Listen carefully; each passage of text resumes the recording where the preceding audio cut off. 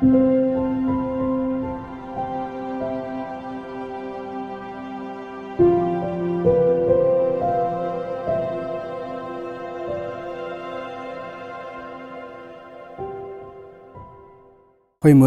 baie welkom by 'n nuwe week waar ons ook hierdie afgelope Sondag, Hervormingsfees gevier het. 'n Wonderlike tyd ook in die kerk as ons dink aan Martin Luther en ons dink aan hierdie boublokke of boustene van ons gereformeerde geloof. Waar ons sê dat die ook beter bekend as die 5 solas, nee, sola gratias, wat genade alleen beteken, sola fidei, deur geloof alleen, sola Christus, Christus alleen, sola scriptura, skrif alleen, en soli Deo gloria, aan God alleen die eer.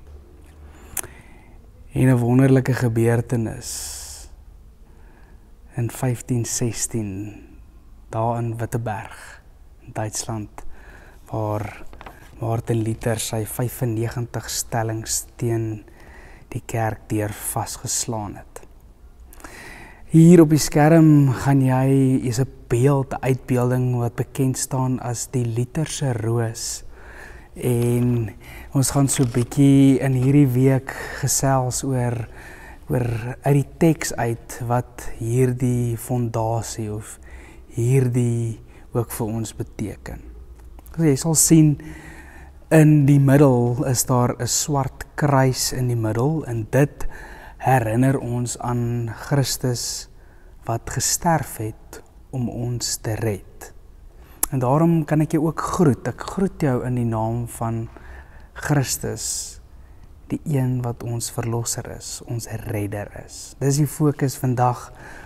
Ons kyk na hierdie swart kruis en ons sien en ons word daardeur herinner. Ek kan bietjie daaroor daar gaan lees. Dis die betekenis, die simboliese betekenis daar agter, dat Christus ons deur te sterf ons gered het, ons verlossing bewerkstellig het. Ons teksgedeelte, die bekende gedeelte in Romeine 1 vers 17. In die evangelie kom juis tot openbaring dat God mense van hulle sonde vryspreek enkel en alleen omdat hulle glo. Dit is soos daar geskrywe staan, elkeen wat deur God vrygespreek is, omdat hy glo, sal lewe. Hoe wonderlik is dit toe Luther hierdie ontdekking maak. Hierdie was die teksgedeelte wat hom in beweging gebring het, wat hom diep ontwrig het, maar wat ook 'n groot geskenk vir die kerk is.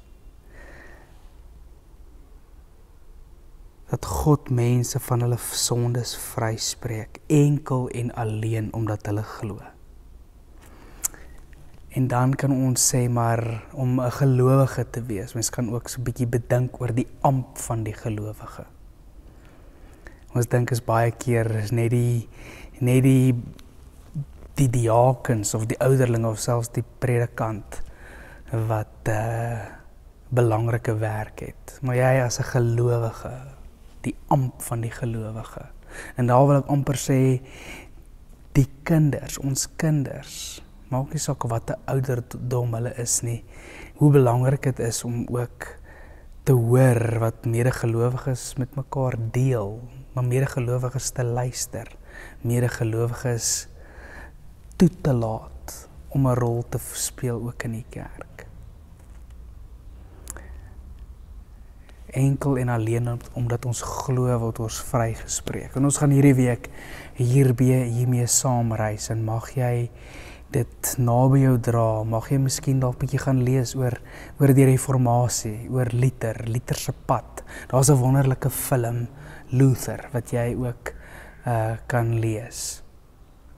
En mag dit vir jou groot insig bring en groot vreugde bring. Kom ons bid ook so saam.